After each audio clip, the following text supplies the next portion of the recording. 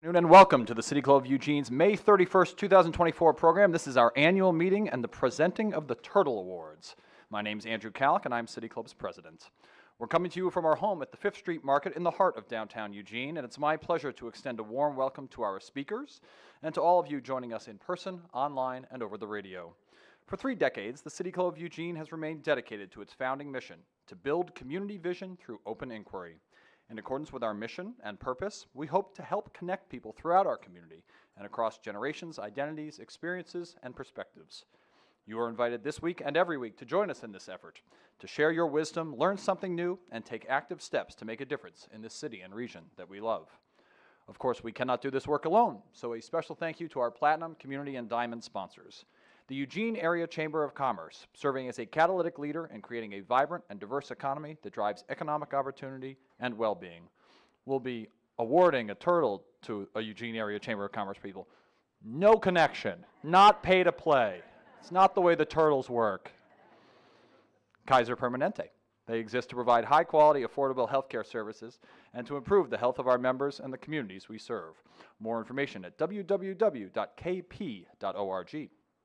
The University of Oregon, another awardee, has helped Oregonians question critically, think logically, reason effectively, communicate clearly, act creatively, and live ethically since 1876. Get more information at uoregon.edu. Lane Community College transforms lives through learning. LCC provides comprehensive, accessible, high-quality educational opportunities that promote student success. For more information, visit lanecc.edu. And thank you to the City of Eugene and to Lane County for their support as well. Whether you're joining us for the first time or you're a longtime listener, I invite you to support our work by becoming an individual member, a business or community sponsor, or by volunteering to be part of a committee. You can do all these things and more at cityclubofueugene.org. Today's program is a very special one. It marks our annual meeting, and the Turtle Awards observe those who have stuck their necks out to serve others and make Eugene a better place. And with that, I'll turn the mic over to John Van Landingham, himself a turtle and the chair of our Turtle Committee, who will MC today's celebration. John.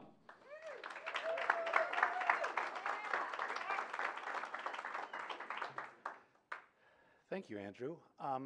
Since 1991, the City Club has awarded a turtle to 63 people every year but one, every one of those years.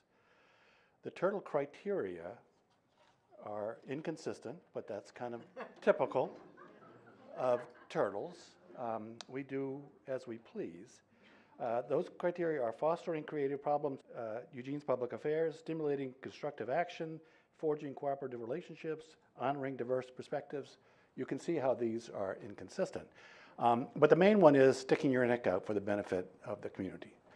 I'm going to try to recognize those turtles who are in the audience, and I usually miss somebody. So if I miss you, I hope you'll scream at me. Here today are turtles: Karin Knutson, Michael Carrigan, Kitty Piercy, Nancy Golden, Jean Tate, Susan Siegel, Steve Moe, Derek Johnson, Anita Johnson, Brian Obie, and Sue Pritchard. I can't see that far. Oh, sorry. Oh, okay. Oh, Kirsten and Lisa. Okay, so I was the first turtle in 1991, and that entitles me to be the unofficial chair of the unofficial Turtle Committee, which consists solely of turtles. And we have only one task, and that is to pick new turtles. We do that in one meeting a year, usually in February, for an hour. It's sometimes a difficult meeting because we don't agree, but we find a way to get to agreement and pick those new turtles. The origin of the turtle itself, this is what it looks like. It's a little cast iron turtle. The new turtles will get one of these with an engraved bottom with their name. The origin is a fun story. Jean Tate, one of the original founders of the City Club, was in Santa Fe, and she saw a cute little cast iron turtle in an art store, art gallery. She bought it and gave it to her beloved husband, Wayne. She then promptly stole it back from Wayne and gave it to the first turtle, me. Since then, all of the turtles have been gotten legally. unlike that one. So here's how we're going to go today. There are 3 new turtles, and we have presenters for each of those turtles who will describe why they are worthy of being or becoming a turtle. We really only have, the committee only has one rule, and that rule is that you must be present to be designated as a turtle. And we have, one of the good things about rules is that you make exceptions. And so we've made an exception this year for Nadia Telsey, because shortly after we chose Nadia Telsey, and shortly after we informed Nadia that she was to be a turtle, she died. So she can't be here. And I'm afraid that I'm going to make Diane DePaul's cry, because I can see her face right now. It's going to make me cry too. But the program will be Diane DePaul is talking about Nadia, and then we'll recognize Brittany Quick-Warner, and the speakers will be Jenny Ullum and Anne Marie Levis. And then we will recognize Margaret Hallock, and I will be the speaker for that. And at the end, I will describe something called the Order of the Turtle, which is a little weird, but I'll just describe that and say who those folks are, and we'll wrap up. Okay, ready to go? Diane, you're on.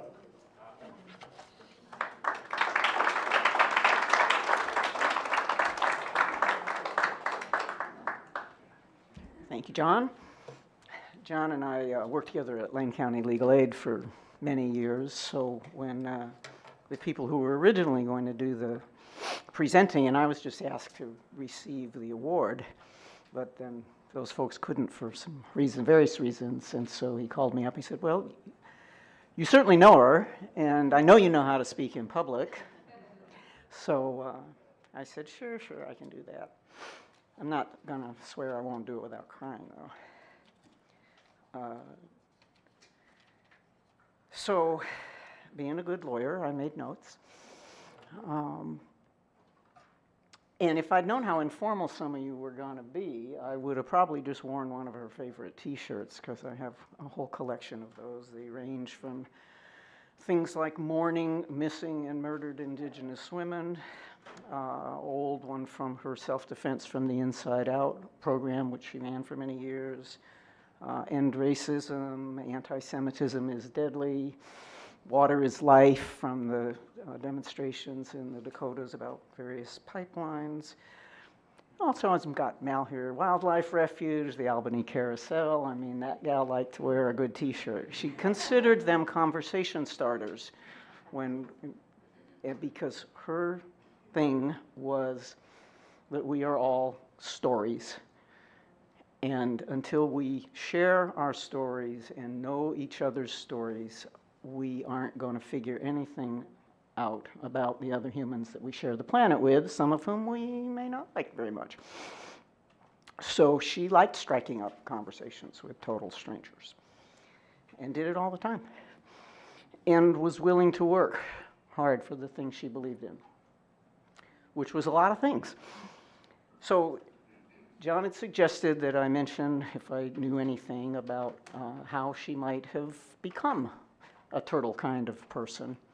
And I learned something at her memorial, or if I'd known it, I will say that I forgot it after many decades. Her brother spoke. He came from back east.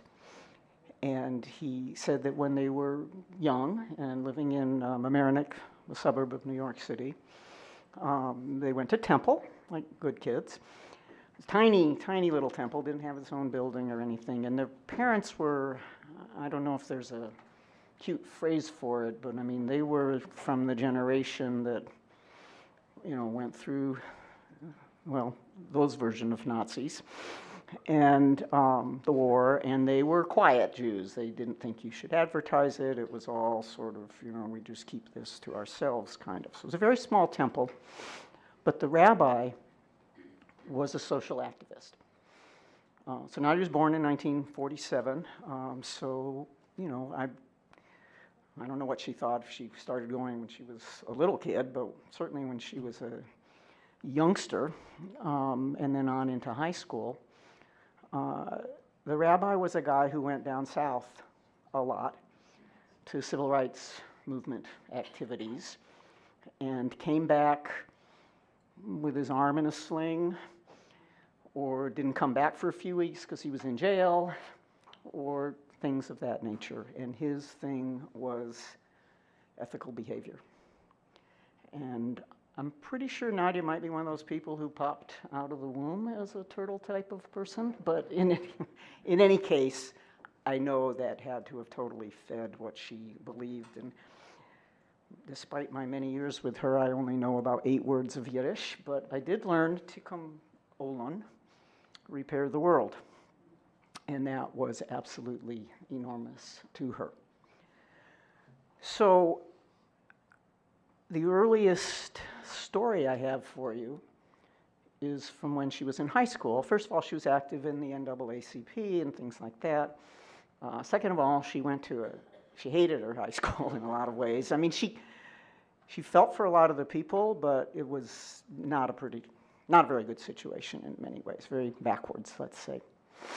So in New York State, there's something for high school seniors, I think, called the Regents exam that they all take to, I don't know, I guess it's going to be relevant to how good your high school is perceived and where you go to college. And her senior year, one of the teachers at her high school somehow got a hold of a copy of the Regents exam and leaked it to the high school seniors to make the school look good. And I'm sure plenty of people there thought, ooh, that's pretty sketchy, or, you know, wow, ooh, I don't even know about that, or, you know, But Nadia wasn't that kind of person. And she made an enormous stink about it, which I don't even know how that all came out. I do know that her dad in particular, and this is what she said, he said to her, "Don't stick your neck out." Oh, this is fate, John. It's just her destiny. I'm sorry she's not here. And she was so modest, she probably wouldn't even tell this story on herself. But she did stick her neck out. She made trouble. She made it known. I don't know what happened with the trouble, but that girl, woman, person knew how to make good trouble. And that was a long career of sticking her neck out. Every opportunity she could. So the next milestone, I would say, I mean, starting with anti-racism work in high school. But when she was living in New York City, some friends of hers persuaded her, they needed 10 people to get somebody to teach a self-defense class for women, a karate class. And you should know that in that era, in New York City, there were basically no men who would take women in their classes. Just wasn't done for a bunch of reasons, I'm sure. None of them any good, I'm sure. But they'd found somebody, but he wanted a minimum of 10 students.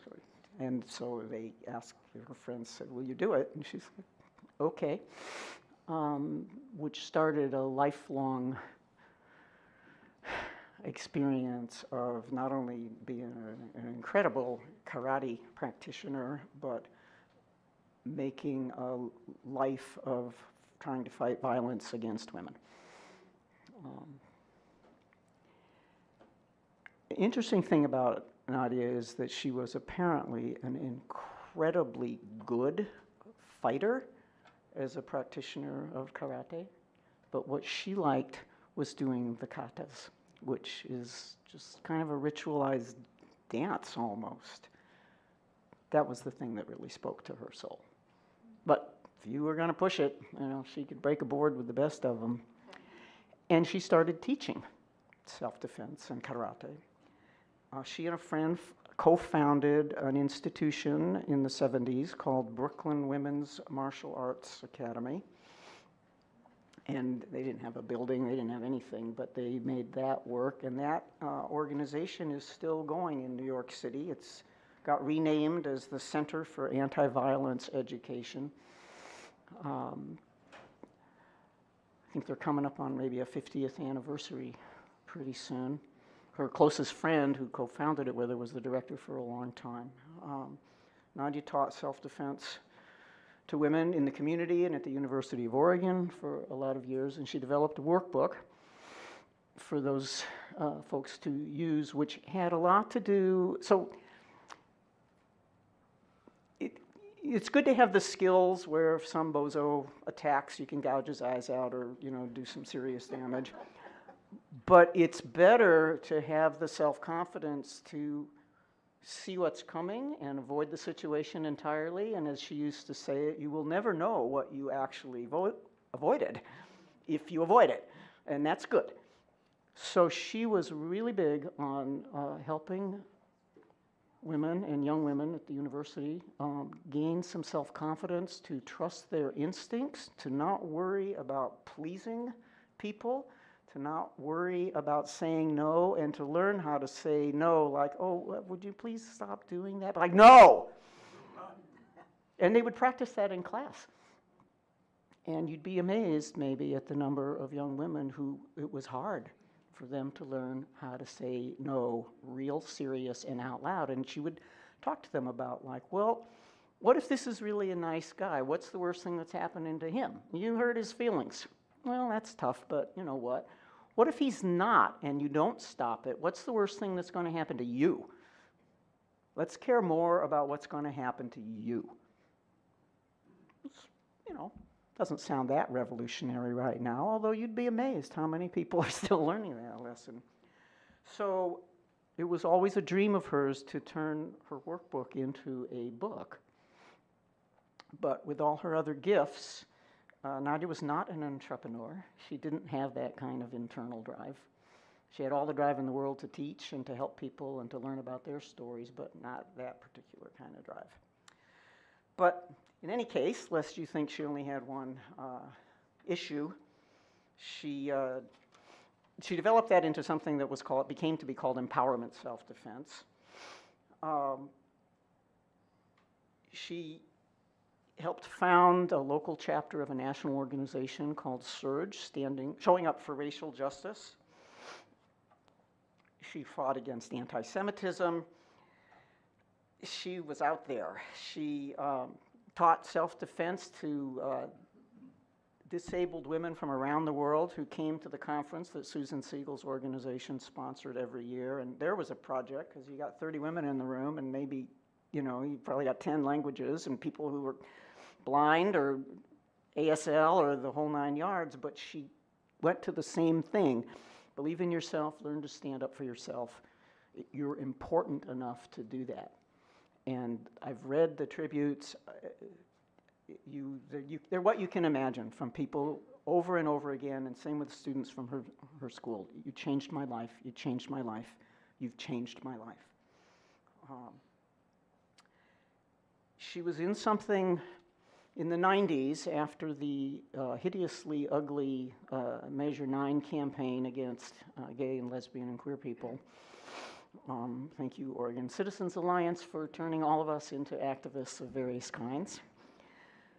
She was asked to join something called the New Community Meeting, where a number of gay and lesbian and queer activists were, in theory, going to meet with a number of evangelical people, including pastors,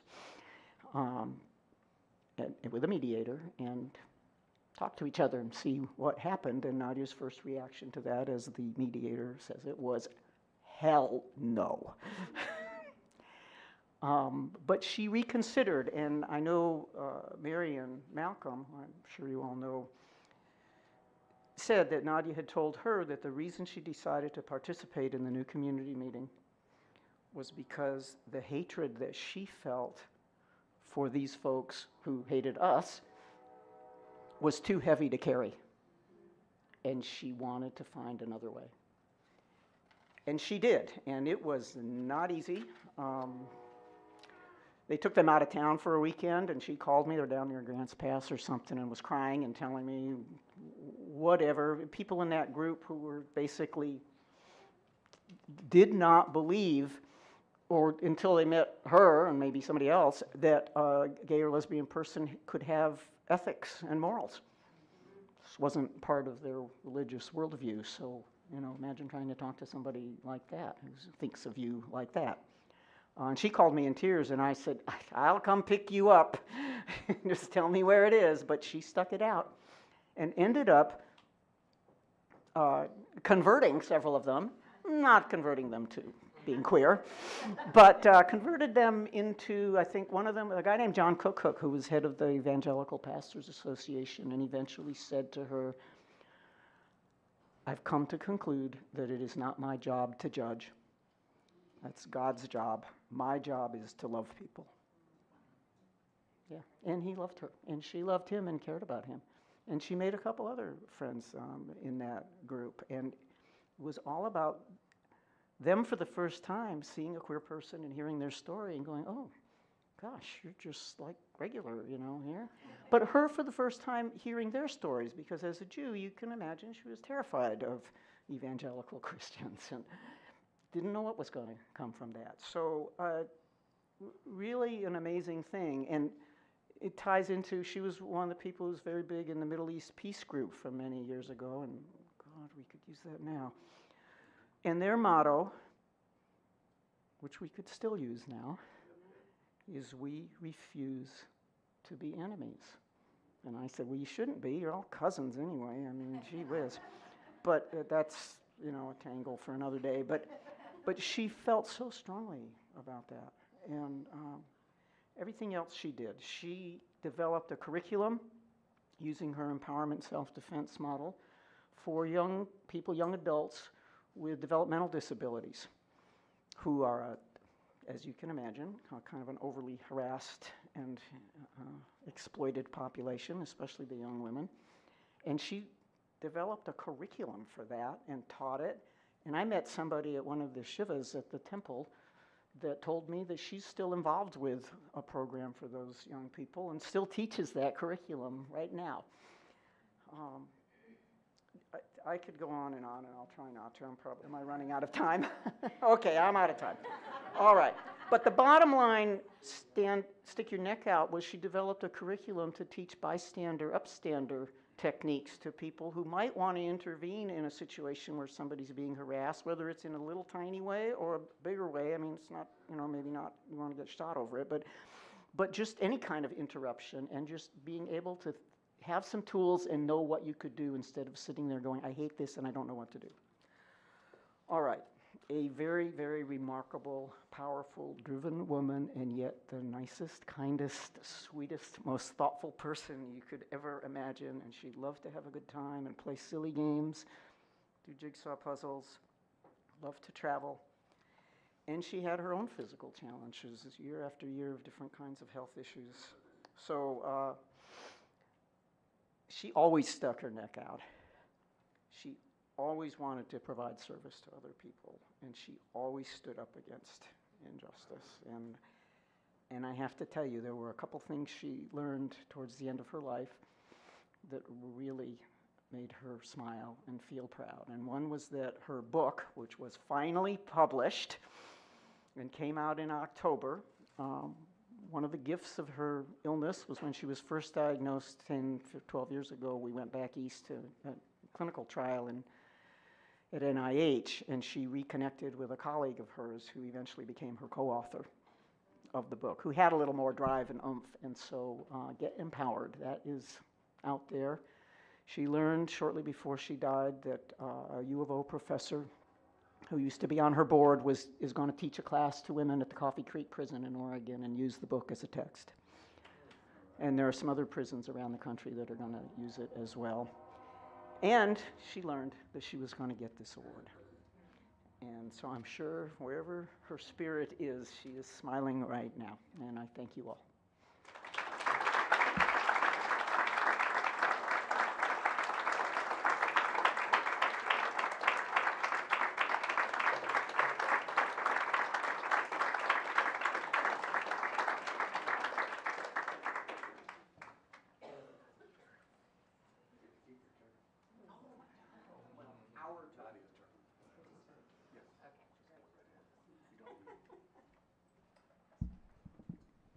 Hello, I'm Jenny Ullum. I moved to Eugene and joined the Chamber of Commerce in 1987, the same year that Brittany Quick-Warner was born.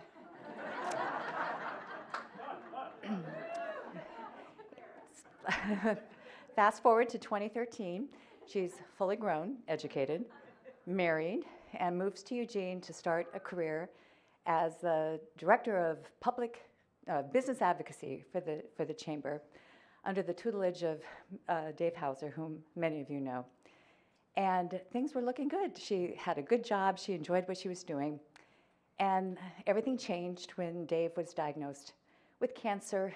But Dave had seen something in Brittany, and I think was training her really to be his eventual replacement when he retired, and that was all upended when he died in 2017. And Brittany could have just retreated, sat back, done her job, and let others kind of deal with that huge transition. But instead, she threw her hat in the ring for the permanent position. And the board, I think, seeing the same thing that Dave had seen in her, selected her. So they kind of stuck their necks out there.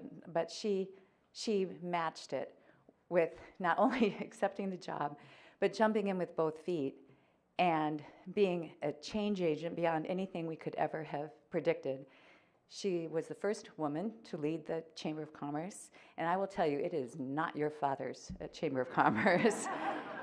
And she just dove right into several innovative, risky projects, including, and kind of wrap your heads around this one, creating a membership level where you pay no dues. Now, we are a dues-supported organization, but her vision was we don't want that to be a barrier for people to joining us and being part of building a better community. Restructured the dues. She created a nonprofit organization so that we could broaden our reach and create new opportunities for the chamber to be effective. She saw, and of course heard from her members, that we had a growing problem with homelessness.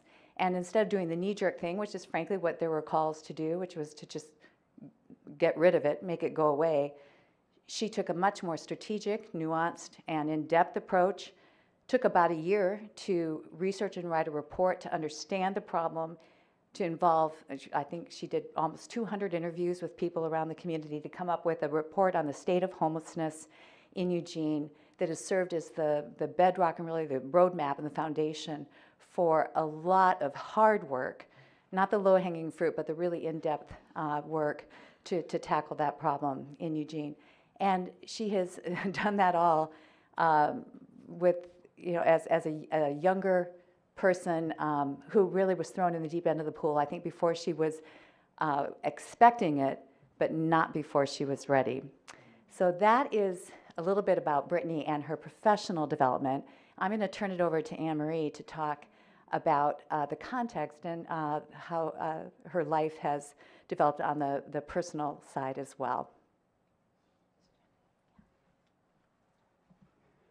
Brittany, you're so big, you needed two women to speak about you.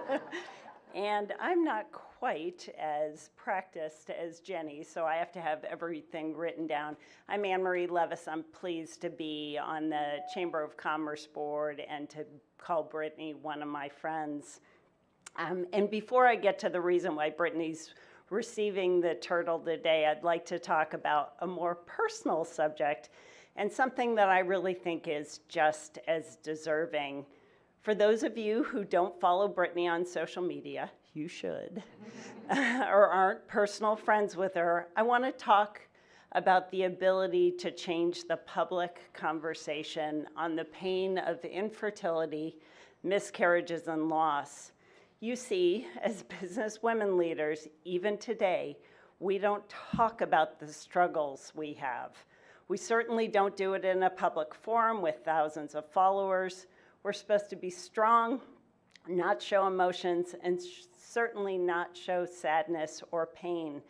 But Brittany did this, and I believe forever changed the conversation for young and older women. Let me read just a short excerpt from a painful and detailed social media post after Brittany and her husband lost twins after several other miscarriages. And don't worry, Brittany, it's not going to be the deep stuff.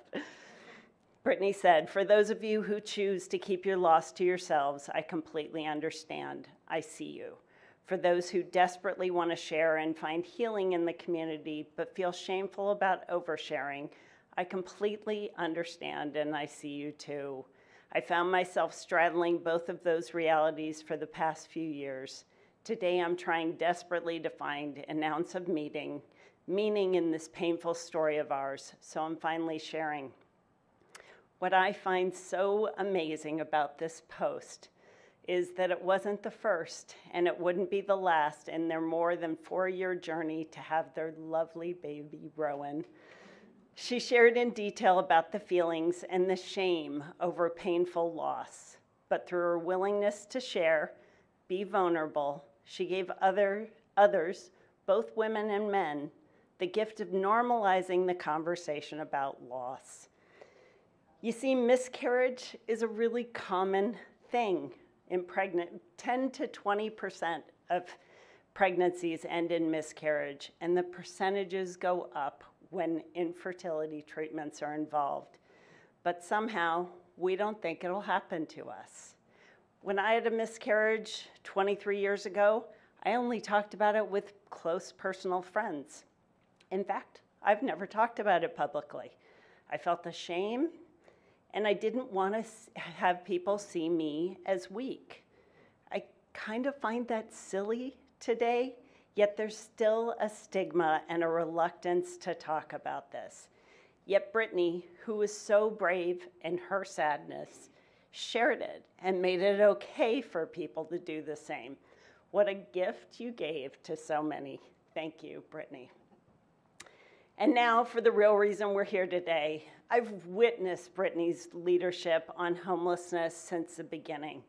She recognized to make a real difference in this work that businesses needed to be at the table with government nonprofits to solve this big, audacious community issue.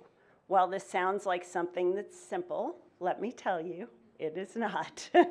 She started by first establishing the Business Leaders Task Force on Homelessness, bringing her members into the conversation, educating them, dispelling myths, creating connections, and looking for ways that the Chamber and individual businesses could do more than just observe and criticize. She raised money to do this work and hired capable staff to help, but we could only get so far alone.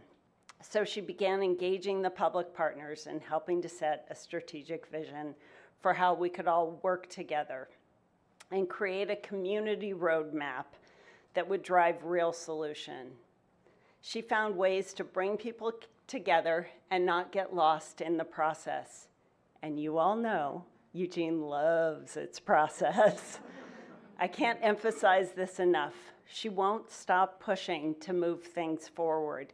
It would be easy to stop. She won't stop, which is fantastic. She's working right now to keep partners together and focused on the end goal, bring others in to support the effort, and move the needle on making homelessness a rare, brief, and non-recurring thing. She's a force of nature and someone I'm proud to stand up here today and introduce. Thank you, Brittany, for being such a role model for all of us and on so many levels and giving us a reason to celebrate you today. And I have your turtle. Come on up.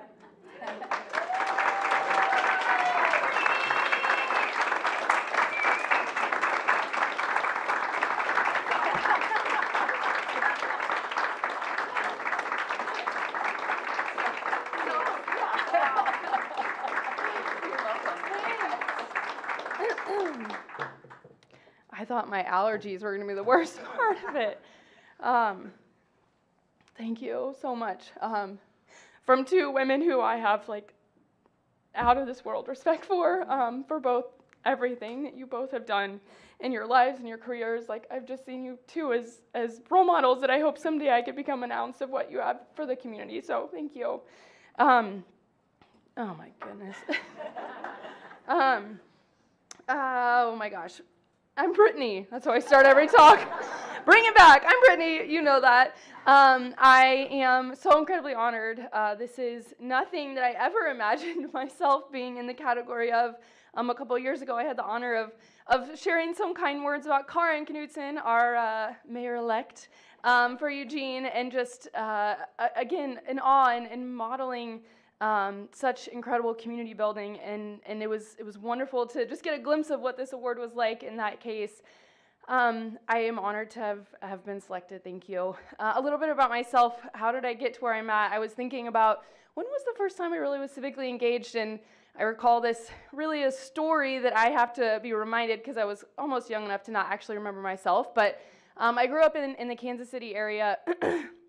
My family, middle to low income, and we had this park by our house that we would walk to and play at as a kid, and we'd frequently go, and I just started noticing and looking around and seeing this park, and there was trash, and it was overgrown, and the playground was outdated, and there was clear that nobody was making investments in this public space.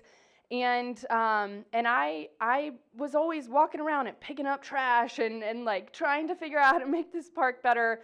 And finally, I just got so frustrated, and I sat down with my parents, and I was just like, why? Whose job is this? Why is nobody doing what I'm doing as a little 8-year-old? And my parents talked to me about civics, and they explained taxes and city government and investments that are or aren't made, and I was just infatuated by all of it, and I said, well, who can I talk to? And my mom brought me down to City Hall, and my little 8-year-old self walked up to the podium, and I gave my first public testimony when I was 8 years old. Yeah. About how we need to invest in our parks, and it doesn't matter what neighborhood it's in. Everybody deserves to have a great place to play. And so I have gone beyond that as an issue, although I still very much care about parks. In high school, in college, I spent a lot of time advocating, again, sat at a city council meeting till 3 a.m., I'll never forget, advocating for the smoking ordinance, trying to ban smoking in restaurants and public spaces. That was happening when I was in college, and I was a very strong supporter of that. Fast forward, I get out to Eugene, don't have a job. In 2012, it was hard as a college graduate to find a place to land, especially when you're in a brand new town. My husband introduced me to the then Chamber CEO, Dave Hauser, and we sat down and totally hit it off. And I had no idea what the hell a Chamber of Commerce was. I honestly had no clue, and I told my parents, yeah, I got this temporary gig at the Chamber, and they were so proud, and their friends were proud. And then I tell my friends, and they're like, what's a Chamber of Commerce?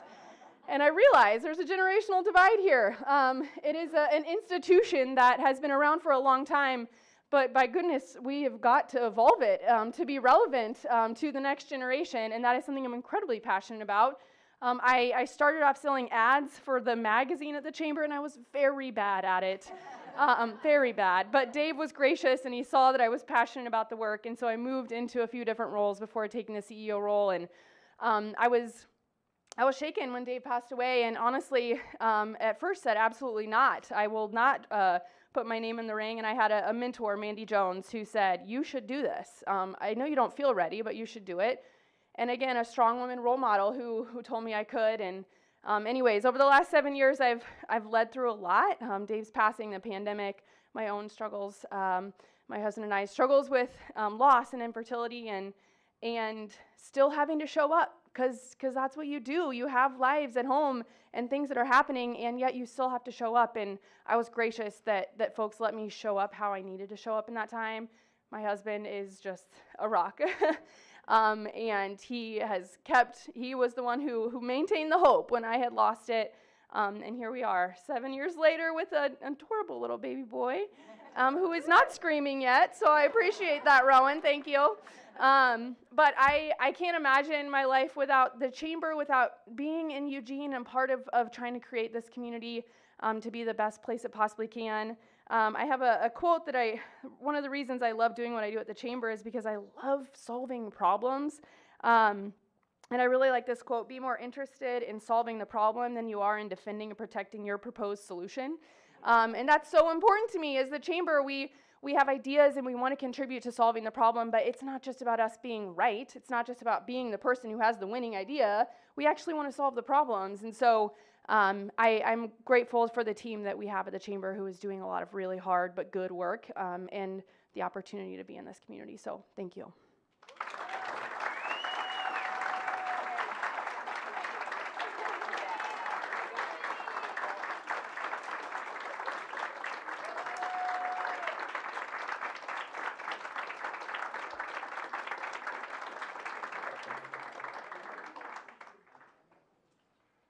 I get to do the third and last turtle. So again, I'm John Van Landingham. There's already been a lot of crying. There probably will be more. This is going to be very difficult for me because Margaret is one of my oldest and dearest friends. And I kind of avoided thinking of Margaret as a turtle because it felt like nepotism. But finally, the Turtle Committee people kept going, why is Margaret Hallock not already a turtle? So here we are. Let me talk about why Margaret is a turtle. Simply put, she's a leader in her personal life and in her professional life. In her personal life, she hosts dinners for visiting scholars to introduce them to local people. That's amazing. She is incredibly competitive and hosts volleyball tournaments and softball tournaments in her yard. She has a competitive garden. She provided end-of-life care for her beloved Aunt Helen, who was the last, or at least at that generation, line of very independent women in Southern California in the Beebe family, her mother's name. And she provided cancer care for her dear beloved departed husband, David Dickens, who was my law school classmate and my wife's partner. In her work life, she's a self-described feminist economist, trained in the 1970s, when women were not economists, but she became one. She focused on working women and the poor, and pay equity for women, especially in public jobs where the pay scales favored jobs that men typically held, without recognizing the equal value of those women. But also at the University of Oregon, in terms of professors and staff. She's given advice to governors and university presidents. She's created and led an important U of O programs, and I'll talk more about those in a minute. As her children describe her, and they are both here, Chris Dickens and Lily Hallock, two of my sources. When I asked them what distinguished their mother, they said, Margaret gets stuff done. Simply. They didn't use the word stuff. But that's what they describe Margaret as. And interestingly, another speaker in another forum in a written document described Margaret as the red-haired queen of getting stuff done. She used to have red hair. That person didn't use the word stuff either. What makes Margaret an effective leader? She's organized, she's tenacious, she's decisive, she's always seeking ways to move the issue forward. So focusing on movement forward, not on being perfect.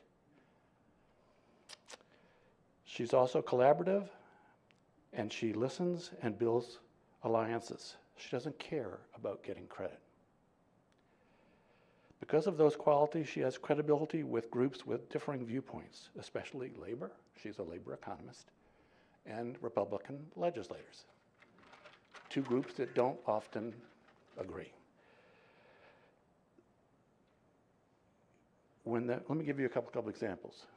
When the PERS, the Public Employee Retirement System, was in trouble, threatening to collapse under its costs, which would have huge impacts for local government and schools, Governor Kulgoski asked her to lead the effort to find a compromise solution. Because she understood the economics of the PERS system and knew enough to think about solutions, and because she had credibility with all sides, she was able to lead, and also because she didn't care about getting the credit, although she did share the blame for that solution that has made a huge difference since then. When U of O students protested and occupied Johnson Hall, complaining about sweatshop practices allegedly by Nike, President Frohmeyer asked her to help. She was able to find a compromise. Oh, and I should note that there was a large donation at risk from Phil Knight that could have been lost. She was able to find a compromise between those two groups. When Lane Transit District bus drivers struck, and the strike kept going on, and protracted negotiations weren't getting anywhere, Margaret got together with Mayor Kitty Piercy and Labor Commissioner Jack Roberts and found a solution that was acceptable. She took the Wayne Morse Chair, which at the time at the university was an annual speech, and built it into a comprehensive program at the university with student scholars, visiting scholars, programs, and she found a donor to fund it, who was an admirer of Wayne Morse from the 1950s. And then she led that program. I'll close with a wonderful example from Lily of her mother's style. Lily tells that she was having your classic mother-daughter argument as a teenager. When they finally got some resolution of some sort, Lily revealed that she just wanted to win. And Lily said to Margaret, "The trouble with you, Mom, is that you want me to feel good when we're done." Margaret Hallock.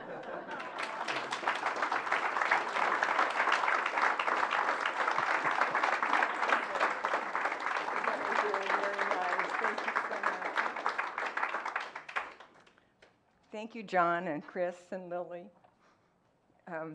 I am so excited to be part of this group. I know almost all of the turtles, and I can't believe that I have the honor of joining this group.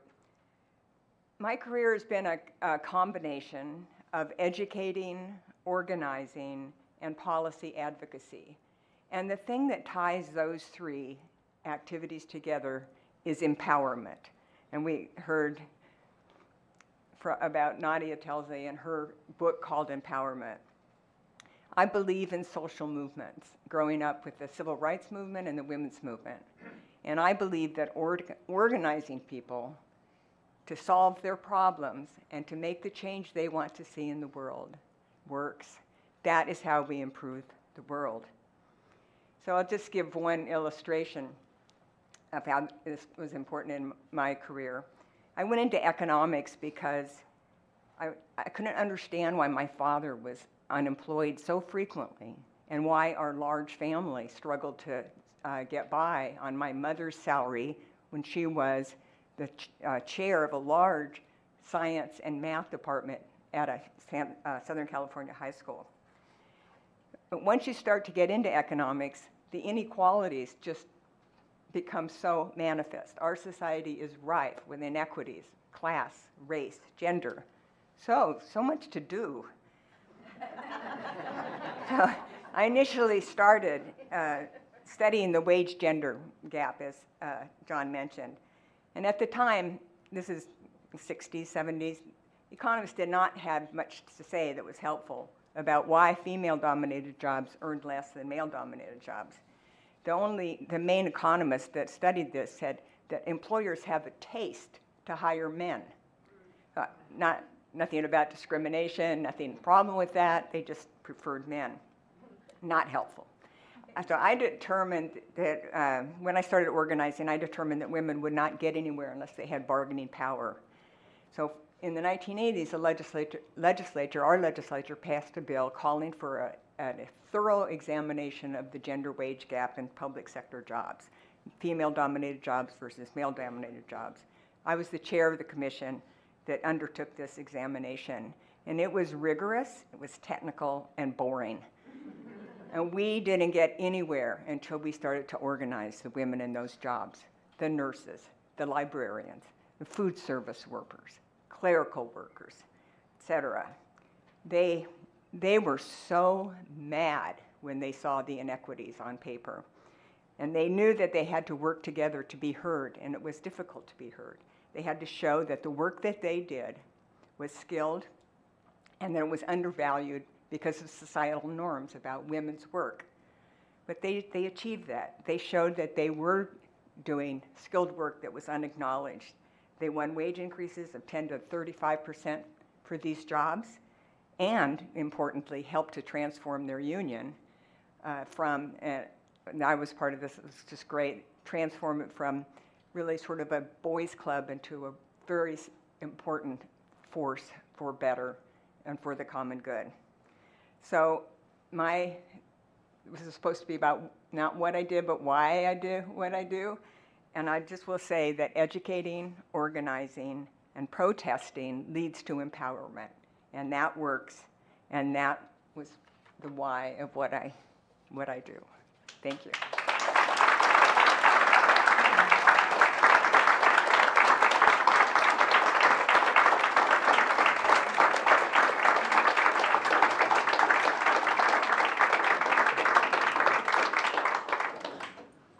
So one other note, the Turtle Committee has created something called the Order of the Turtle. These are people who died within the last year, but who embody the spirit of the City Club. And so well, they're dead. They're not getting a little cast iron turtle, but we have a certificate for them, and we recognize 5 people this past year who died that we think deserve it. And I think some of their family members are here today. And when I call out the person's name, I hope you will raise your hand so we can recognize the family. And I'll note that the City Club website has a blurb, a short paragraph describing why each of those people were special. So those are Evelyn Anderton. I know that Janet is here.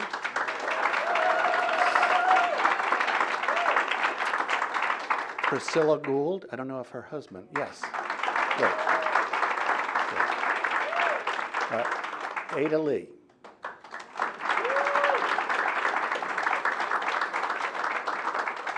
Charmaine Coleman.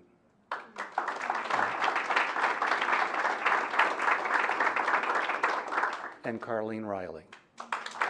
Great. Good.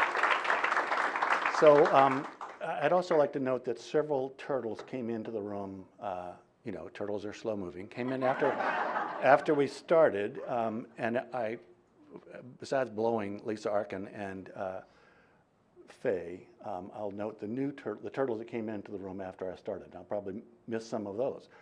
John and Molly Stafford, Dan Bryant, where did Greg Rickoff go? He was here. Who else came in late? Did I miss anybody? Okay, I think we're close. Brian? He was here. Yeah, I did Brian earlier. Andrew, you're on.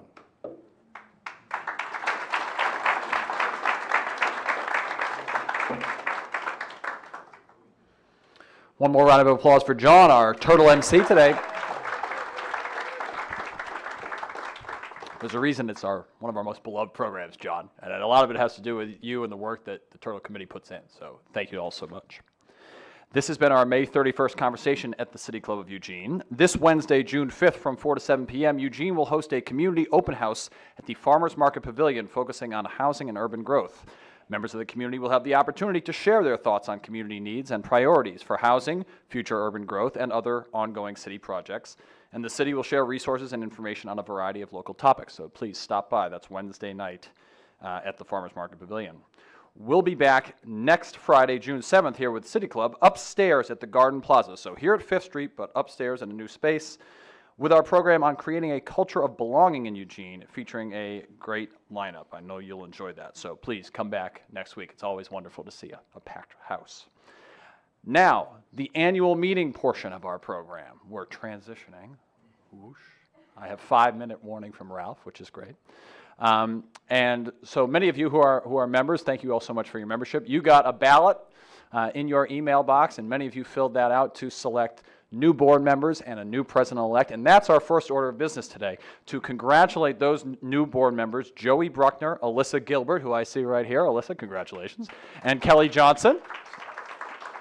They are our 3 new board members. You will, if you haven't met Alyssa, please say hello after the program, and you'll meet our others soon. And congratulations to our new president-elect, Thomas Hura. Thomas, yeah. Thomas is going to share a few words about his vision for the future of City Club in just a moment, Thomas. First, see, you're still the president, you know, get to boss around the president. First, I want to thank one person who's rotating off of our board this year, and that's Marilyn Milne. Marilyn has been an amazing contributor to our board. She is staying on as a super volunteer. She does almost all of our media work. She's really an essential component to City Club and the community at large. But I'd like to get a round of applause for Marilyn. Really terrific work. Thomas, going to hand it over to you. Tell us about your vision. Thank you so much, Andrew. I appreciate it so much. It's a tremendous honor to be here. A little bit about me. I'm Thomas Hura. I'm 30 years old and proud to be a lifelong Eugenian from the River Road community. My mom, Kazumi Hura, has long been a leader in restaurant management in the Japanese community here. And my late father, Billy Berger, was an educator who used to own a guitar shop on the River Road called Blue Moon Music. I couldn't have a stronger belief in the necessity of City Club and other civic organizations. Eugene has a tremendous legacy of social impact, especially when we're able to bring together in the same room perspectives that we conventionally view as competing with one another. I think that's when we're at our best. It's also important to have fun. You know, they have this silly acronym where they call the President of the United States POTUS, P-O-T-U-S. The equivalent for our City Club of Eugene would be P-O-C-C-E, or Pochi. I'm grateful for all the past Pochies, some of whom I've seen be leaders in this community my whole life. I grew up truly a skinny kid with a funny name, Thomas Huira. Well, now I'm no longer skinny. Our bodies are dynamic vessels, you know. But the funny name remains the same, and I'm excited to bring that and whatever I can to working alongside Andrew Hallock to continue to propel the great work of City Club further.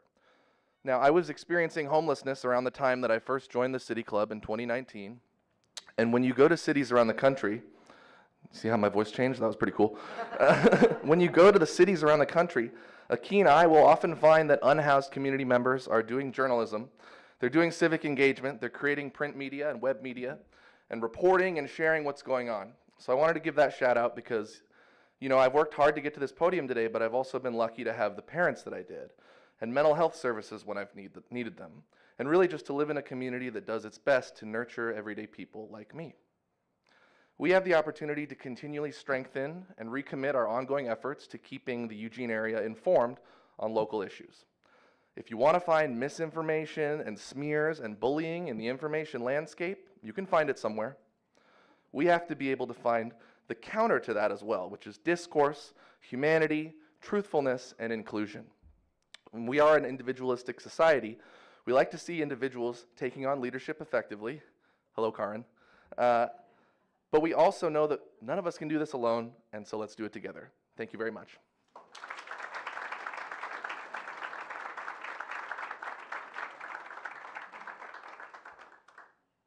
So Karen reminded me, and I, of course, forgot. The families who are here for the Order of the Turtle, there's a certificate up here on the table. So when we're done, please come and get it. Thank you, John. Thank you, Thomas. I saw Alyssa this way. I didn't see Kelly Johnson sitting right over here. So Kelly, congratulations again. And thank you for stepping up as you do in so many ways. There is a City Club annual report that's been put together by one of our great UO interns. It's on your tables. A virtual copy will be put on our website and sent to your email box this week. So I will not belabor you on what the story of City Club has been this year. I will simply leave you with this, which is that in the next year, I urge you to ask not what City Club can bring to you, but what you can bring to City Club. Okay? You got time to put together a program? We need you. You got ideas for ways to reach more audiences and strengthen our engagement? We need that. You got the energy to think about long-term development planning? We need you too. You got a few extra bucks, or more than a few maybe, to ensure the stability of our mission? We need you. We need you.